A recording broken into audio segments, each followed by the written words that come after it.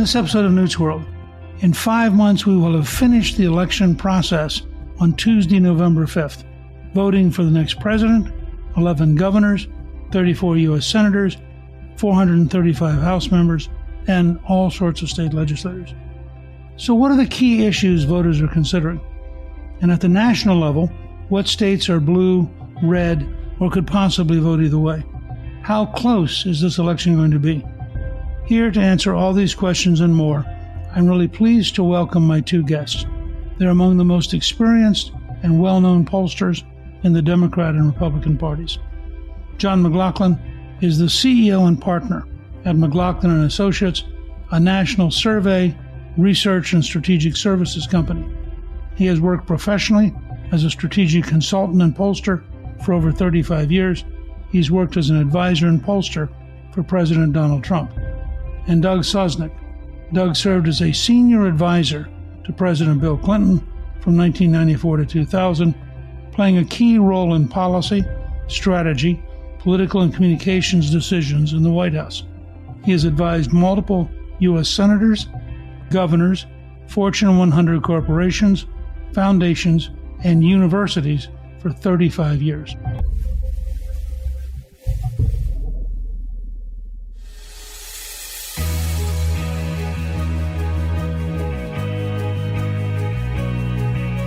John and Doug, welcome, and thank you for joining me on Newt's World.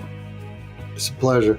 I was excited because it's a great opportunity to have two really professional veteran pollsters representing both sides of the aisle where we can have just a conversation. And I want to start with, we're 5 months away from the final round of the election in November. How would you describe the state of the race at this moment to someone who isn't paying attention to the daily news cycle and polling? We'll start with Doug, and then we'll go to John.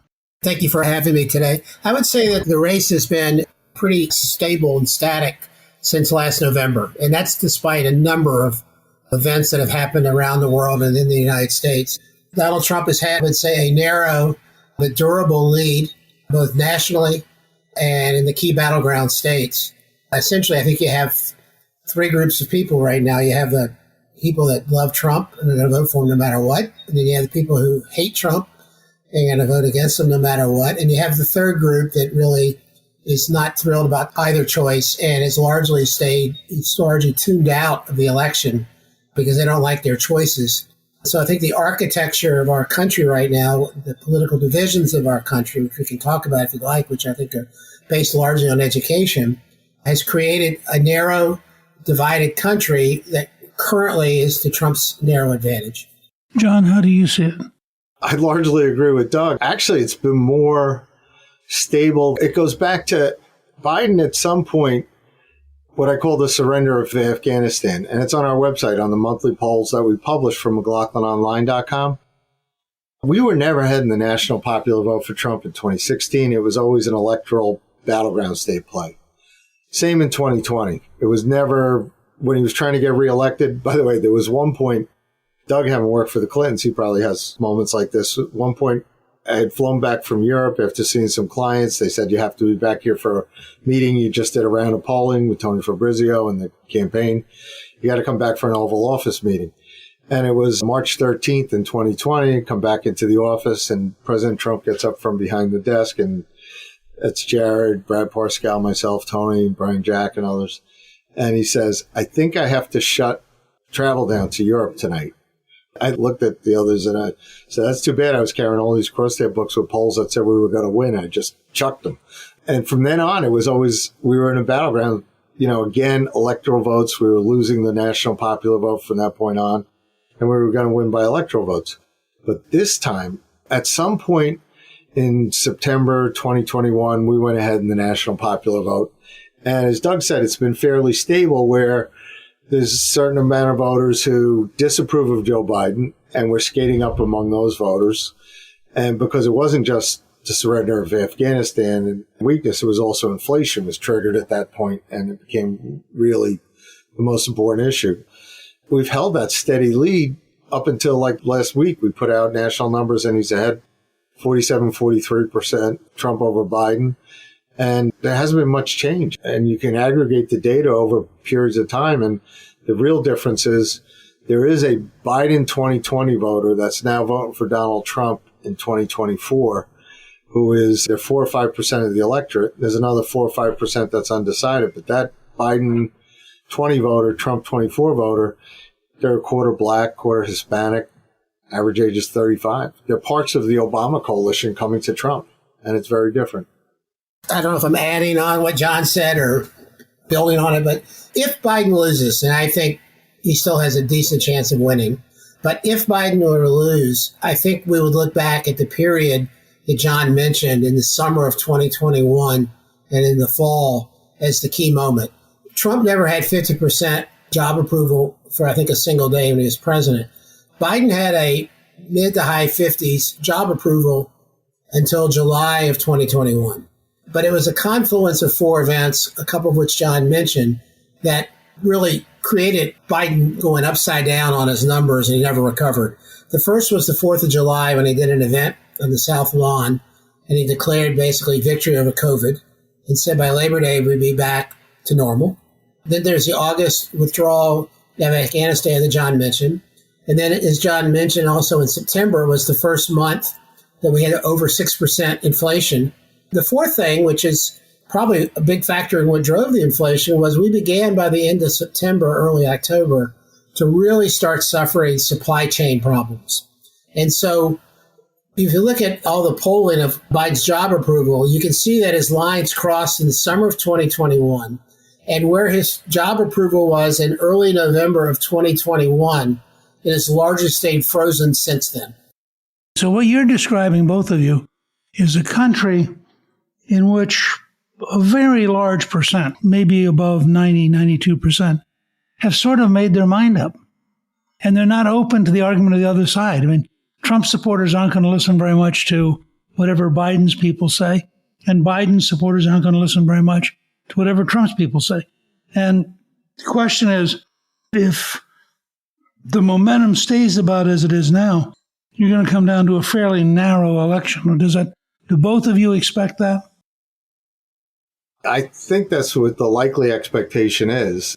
When you look at the 7 states they're following and the 2 congressional districts, Nebraska 2 and Maine 2, for the Trump campaign, that's a conservative estimate when you're looking at Georgia, Arizona, Nevada, North Carolina, Pennsylvania, Michigan, and Wisconsin.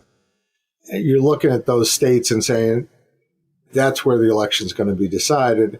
And that's where you can see from the inverse, that's where the Biden campaign and the super PACs are spending money. And that's where he's spending money. But I think the missing element here is it's another historic Trump election. The guy's not a politician, and he does things as a businessman in a lot of respects as an outsider. He beat the establishment to get where he was, both the Republican establishment and the Washington establishment when he won in 2016. But what's really amazing is right now, I looked at last year and said, you know, when Trump was getting indicted, the only crime that Trump had committed was that he was ahead in the polls. And Biden's strategy was to indict him. Literally, you can trace all these indictments to connections and networks to the Biden White House. And this year, it's about getting him convicted. And a lot of the cases have been slowed down or went the wrong way. But it's historic in that we've never in America seen the incumbent president and his allies indict their leading political opponent with the objective to put him in jail. Donald Trump has gotten stronger as he's gone through this and held that lead, as Doug's talking about. It hasn't diminished. So right now, when we get past that point and then Biden wants to debate him, I think we're seeing an unprecedented historic election that we're looking at. If what John said was true, I mean, this was a command and control effort out of the West Wing by the Biden White House for these Trump trials, it will probably be the first evidence we've seen in 3.5 years of effective command and control. The second point I'll make is I think it's a little bit higher than that 8% of the voters, and I think it's probably closer to 16, 18%. I think that turnout is a wild card this year, unlike in the past, in the sense that we had historic turnout in 2020, highest percentage of eligible voters in 100 years. The 2018 midterm was historic. The 2022 was near historic. I'm not sure we're going to have that kind of turnout in 2024. So I think who votes is going to be more important than normal. You have 61% or whatever people don't think that Trump and Biden are both too old to run. 20% don't like either one of them. And you do also have the possibility of a turnout for a third party. So I think it's going to be a little bit more than just these swing voters. I think turnout's going to matter more than it has in the past several elections. Let me just ask him, if it's a turnout election, turnout will be lower. Isn't it more likely that that hurts Biden much more than Trump, that the intensity of the Trump supporters and the degree to which they've already endured all the news media attacks makes it relatively unlikely that they'll stay home? The favor of Republicans right now, and I'm sure, John, your poll shows it, the public polls show it, is that there's more energy and enthusiasm right now with Republicans to vote than Democrats. So that's certainly an advantage for Republicans. On the other hand, there was a column last week by Nate Cohen on this. When the three of us started politics, Republicans always did well in midterms and Democrats did better in presidential because the quote-unquote occasional voters voted Democratic. That's now been completely turned on its head with Trump's takeover of the Republican Party and making it more of a working class party. So the occasional voters, if they were to vote, is much more to the advantage of Trump than Biden. So I think a lower turnout, which probably skewed towards more educated voters, at least as a percentage, would favor Biden. There was a column by Professor Michael McDonald, who runs the U.S. Elections Project, and he called it the Trump's enthusiasm problem. And I think, like, when I take my national polls, we just do likely voters. And that's what we've tracked. If they tell us they're not voting, we don't bother with them. And it goes back to who comes out is really important. So going back to 2016, when President Trump said to me, all these polls have Hillary ahead, how are we going to win? I said, well, only 130 million people voted the Romney-Obama election. And there's 90 million people who didn't vote that were eligible. And we're going to get out what I called, you called them occasional voters, Doug, I called them casual voters, where we get these casual voters out who were working class voters in the Sun Belt and Rust Belt states for Trump and the ones that were close. And that's what we did. And we got 9 million more voters out nationally. And we were able to win it. Now, the bad part was in 2020 during COVID, David Plouffe wrote a great book, bad book for us, great book for Democrats, about a citizen's guide to defeat Donald Trump. And they focused on not just battleground states, they focused on, in fact, battleground counties, where they figured out the way to defeat Trump was to register a lot of voters in counties that would have voted for Hillary, and then make it easier for them to vote. Drop boxes, very liberal mail-in ballots, et cetera, like that. That's what they did. And you had a record turnout of 160 million during COVID, during a pandemic. And the Democrats did a much better job at that. The Republican campaign they kept telling us, oh, there's no signs of the Biden ground game. I'm like, yeah, they're all being paid for by nonprofits. And they're focused not just in Georgia, they're focused in Fulton County and Forsyth. It's where the Zuckerberg drop boxes were, in Philadelphia and Milwaukee and Dane County in Wisconsin, in Maricopa County. And they really dove in, drove up turnout in those counties and flipped the states in a record turnout of an election of 160 million. And I agree with Doug. The midterm 22, the turnout went down compared to 2018. And that was interesting. Overall, the national vote for Congress. I don't know if it's going to go down from 160 million, but 160 million is a lot of people to vote. But I do agree with Doug, it's who turns out. And I'm not sure, the thesis of McDonald and Cohen that better educated voters are going to turn out in higher proportion to working class voters right now, because these working class voters, they've felt exploited. They're angry. They want to channel that anger and they want to make their lives better. And Trump's relying on that coalition, particularly in the three, you got Pennsylvania with 19 electoral votes, Michigan with 15, Wisconsin with 10. Those three Rust Belt states. Plus now we have, the Trump campaign we put out like a couple of weeks ago, Minnesota, we're tied with Kennedy on the ballot. You got Trump 40, Biden 40, Kennedy at 9. Virginia, which is quasi Sunbelt government state, but it's Trump 37, Biden 40, and Kennedy was at 8. And Kennedy today, they said they got enough signatures to get in New York. So, I think we're looking at a really historic election where we might still have high turnouts, But it's going to come down to these key battleground states again. And it's going to focus on actually in the counties. Arizona is going to be decided by Maricopa County. Nevada will be decided by Clark. Wisconsin by what goes on in Milwaukee. If you're in one of these battleground states, there's going to be a lot of focus. The only difference is I do like the idea of expanding the map, because when I was younger and we were all working for Ronald Reagan, and then older, like the Lee Atwater School was to play for 50 states and try to campaign nationally. When our friend Karl Rove became Bush's strategy, I used to kid Karl. I said, you never do any away games. You only work in the states where you're supposed to win. And for those of us who grew up in New York or grew up in Democratic areas, you took a lot of Democrats to elect Republicans, and that's what we were used to doing.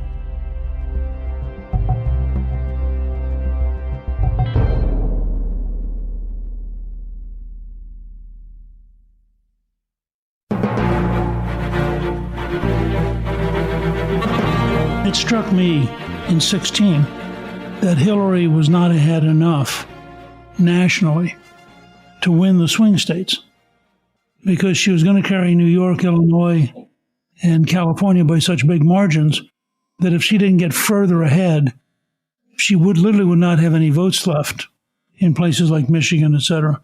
And it's partly circular. I mean, if we had a popular election campaign, Republicans would have to spend in California, New York, and Illinois, and the results would be much closer.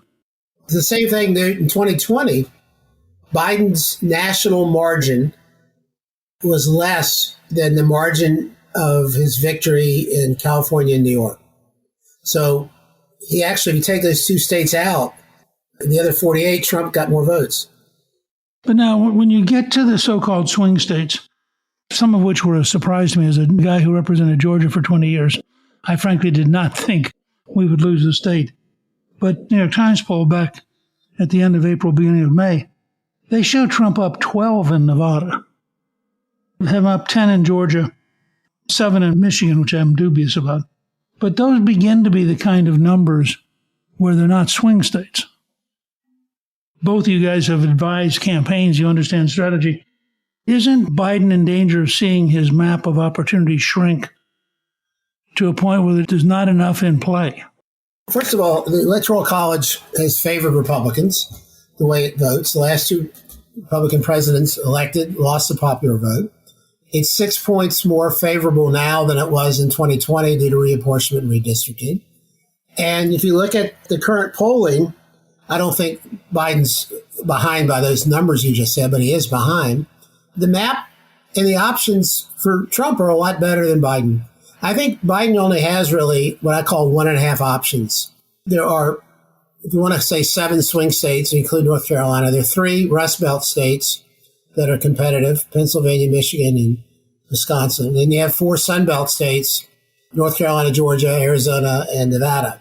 Now, those 4 states have traditionally voted more Republican, but they were becoming Democratic because, as we used to say 15 years ago in the Democratic Party, demography is destiny, which meant that as young people and Hispanics and blacks become a larger part of the population, these states were all going to become Democratic. Well, a funny thing happened on the way to destiny. Those voters now are becoming more working class voters. And so Biden has lost ground with a number of different groups of voters since the 2020 election, but particularly with young voters and working class blacks and Hispanics. And so because of that, he's really generally less competitive in those Sunbelt states, which means his path to victory now is a narrow path through the Midwest with those 3 Midwestern states and carrying Nebraska too. Let me just do the simple math.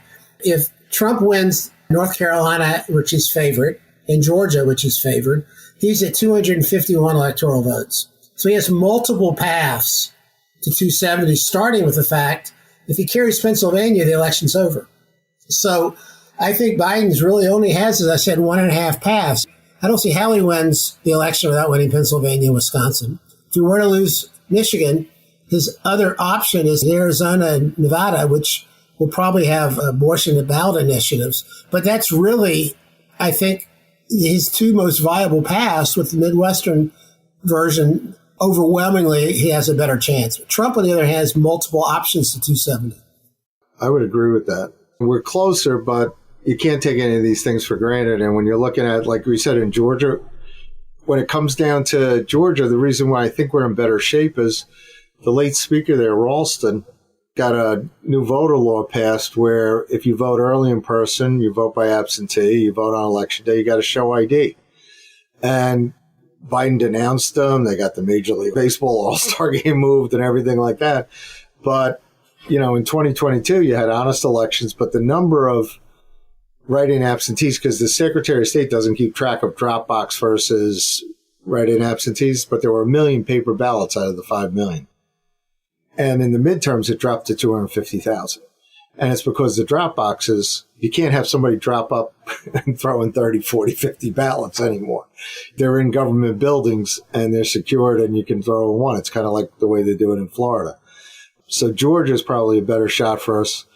But still in Pennsylvania, you got Act 77, where by the time Oz was up for the midterm election, he was losing by like 800,000 votes on election day because the Democrats had put in a lot of absentee ballots. To their credit, they did it, and the Republicans waited, and they just couldn't make up the difference on election day. And the Democrats still have a superior, what I call ballot operation. Republicans are still getting out of the mindset of get out the vote on election day or 72-hour weekend or whatever like that.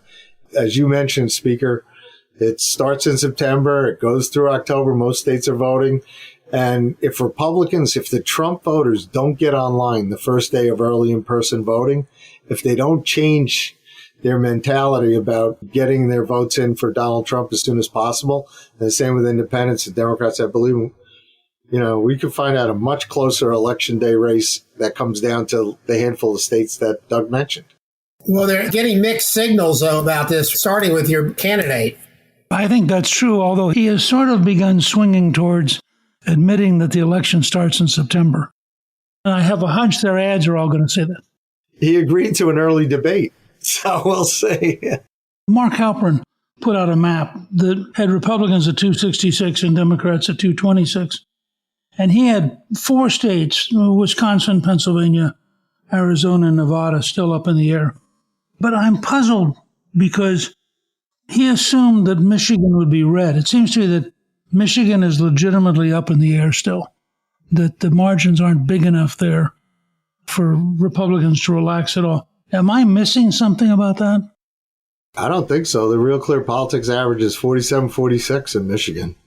It's still close. And what's interesting is that's why Biden, when you think about it, and Doug would know better than I do because I just only know what's going on with the Democrats from what I observe, but they're still focused on Israel. And they're waffling around because of the Arab vote, Arab Americans that vote in Michigan. You can see the number of people that spoil ballots in the Democrat primary. Now you got Rashida Tlaib saying that Biden's going to have to make some changes. So it's a battle within the Democrat base that could put Michigan up for grabs, plus what's going on with electric vehicles. The auto manufacturing industry psychologically is a big deal in Michigan. And when you're talking about mandating electric vehicles, you're talking about sending a lot of jobs out of the country. And it's not just the United Auto Workers, but Ford and GM are not talking about building new plants in Michigan. They're talking about building new plants in Mexico. There's one other problem for Biden in Michigan, which is if you look at the swing state polling and look at the economic conditions in the state and the mood of the people, it's more negative in Michigan than it is in any of the other swing states. In fact, Wisconsin's the most positive, which is why Biden has been doing the best there. Michigan was, prior to the conflict in Gaza, was considered the most democratic of all those states. They had 3 election cycles in a row of Democrats running the table. They took control of the governorship and the state legislature in 2022 for the first time since the mid-1980s. So this is more than a speed bump for Democrats, what's going on in Michigan right now. There are 300,000 Arabs in Michigan, and there are 100,000 Jews in Michigan. So it's made it much more difficult for Biden. It's close to a dead heat in Michigan, but as I've said earlier, the election's close. Trump has largely maintained both nationally and the swing states a small but durable lead in these states. well within the margin of error. That's certainly the case in Michigan.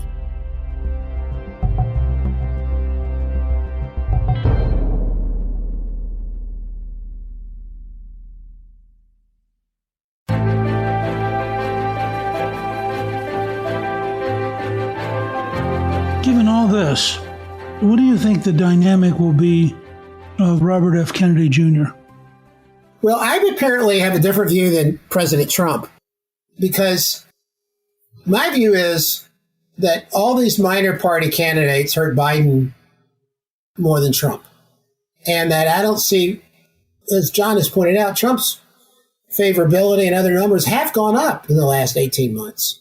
But I don't see him ever getting to 50%. And I think that where he can get to 46, 47, even 48% is a lot more attractive in a multi-candidate race than it is in a two-person race. So I believe ultimately, certainly Stein and all the rest of them are going to hurt Biden more than Trump. You take Michigan in 2016, Trump won by 10,000 votes roughly, and there are 275,000 third, fourth, and fifth party voters in those states. They would have voted overwhelmingly for Hillary in a two-person race. So I think it ultimately is going to hurt Biden more than Trump. Now, Trump, on the other hand, has spent a lot of time going after Kennedy in the last couple of weeks. You guys apparently in your polling have different information than what I think. I agree with you on this, that Robert Kennedy, I don't know him personally. I don't know if you know him personally, but I live on the poor side of the Hudson River. He's on the rich side. Or at least I saw a story in the New York Post that said he has an address over there. I just have to say, I know you well enough. The idea that you're on the poor side of the Hudson would be seen in most of America as doing okay. Well, the way New Yorkers look at it, that's like the rest of America. Might as well be in Ohio. And so, but it's still, he's a Westchester. He's a Kennedy liberal. We don't have fracking in New York. They have it in Pennsylvania, but we don't have it in New York because of Robert F. Kennedy. He's an environmental lawyer. He's for higher energy costs. He's for big tax increases. He's definitely soft on immigration. He's soft on crime. And the minute he was talking about getting in, you know, you go to the Robert F. Kennedy Fund and all his family members are on it. And Barack Obama's on there as an advisor. Joe Biden's on there as an advisor. Cheryl Hines, his wife's on there as an advisor. But he's not on it. He took him down. I always thought he was a Trojan horse. Why has Trump been going after him then? He's a liberal. It's an honest debate. He'll tell you he likes him personally, but it's an honest debate to say, you know, he's a liberal. And some of these mavericks, some Trump people are like, oh, you should take him for VP. I'm like, you got to be kidding. It's like, no, it's not happening. But anyway, he's a factor. And by the way, those 145,000 signatures he put in New York, or 135,000, he needs 45. It won't be Trump people challenging those signatures. And the stories about him having a parasite in his brain or not really having an address in Westchester, they didn't come from the Trump campaign. So we'll see. But I agree with Doug. The bottom line is, I agree with you. These third-party candidates that are, you know, Cornel West, Stein, even the guy that they're putting up, this guy Chase Oliver from the Libertarian Party, he's for puberty blockers and open borders. It's a left-of-center guy. He's not a right-of-center libertarian. He's a left-of-center libertarian. Given that kind of turmoil and given the currently still narrow race, what do you think is the impact on the Senate races? Doug, I'll let you lead. Assuming that Republicans take West Virginia, they really just need one more state to take control of the Senate.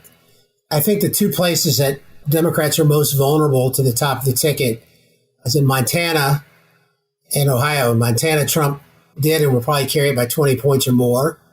And in Ohio, he won by 8% in 16 and 20, which was the best of any Republican margin in Ohio since Bush. So there is a limit. I mean, both Tester and Brown in those two states are exceptional politicians. But at some point, it gets really difficult, no matter how good a politician you are, if you have that kind of headwind at the top of the ticket. The map favors Republicans. For the Senate, out of the 33 seats, there's 22 Democrats up. And some of them, like West Virginia, it's really hard for the Republicans to lose. But the Democrats keep hitting their opponents as MAGA Republicans. So it doesn't work to hit your opponent as a MAGA Trump Republican if Trump's going to win Montana or win Ohio. And Even Nevada. I mean, Jackie Rosen's attacking Sam Brown, the Republican, for being for Yucca Mountain, that he's radioactive on that issue. So when the Democrats go on offense like that, it looks good for us to take the Senate. I think a lot of the published polls, too, have us ahead in the generic ballot for Congress, but we won the popular vote for Congress last time, but it was only a 5-seat victory. The Senate is more definable. And those races can break apart, too. The Democrats have been on offense about in Arizona against Kari Lake because they're afraid she'll marry up to Trump's numbers and be able to win that seat. So they got Sinema out of the race, and you got Gallego in there, who's pretty left of center. But they're playing on offense and going after Kari Lake instead of running on a Democrat agenda. I think the Senate looks good for the Republicans, but right now we got to make sure that we focus every day between now and November 5th on getting votes out for Trump and keeping that vote because, as you and Doug have said, this could be extremely close with the Electoral College ballots. The other thing is, in the last survey we did, I think the Republican generic for the House was up 5, which I think bodes pretty well if it remains true. If that is the case, that's totally right. It does bode well. I haven't seen any polling that has a 5-point margin. I've seen 1 or 2 points, and actually I've seen it narrower than it was 3 or 4 months ago. I think it's pretty close. But even by historical standards, even if, say, it's a 1 point plus 1 for Republicans, that's a lot better than it's been historically. Again, it's because of the way reapportionment worked over the years. Democrats need a 2 or 3 point lead on the generic to be at break-even. I want to thank both of you. I think, John and Doug, this has been a terrific conversation. You are two of the best in the business. And I think being able to sort of explore it together on a bipartisan basis is really helpful to the American people. So we're going to continue to have links to the latest polls on our show page. And I want to thank the two of you because you are great examples of what it takes for a free society to operate. So thank you both very much. Thank you, guys. Thank you, John. Thank you, Mr. Speaker. Thanks, Doug. Thank you to my guests, John McLaughlin and Doug Sosnik. You can learn more about the state of the election on our show page at newtsworld.com. Newt's World is produced by Gingrich 360 and iHeartMedia. Our executive producer is Garnsey Sloan, and our researcher is Rachel Peterson. The artwork for the show was created by Steve Penley. Special thanks to the team at Gingrich 360. If you've been enjoying Newt's World, I hope you'll go to Apple Podcasts and both rate us with 5 stars and give us a review so others can learn what it's all about. Right now, listeners of Newt's World can sign up for my 3 free weekly columns at gingrich360.com/newsletter. I'm Newt Gingrich. This is Newt's World.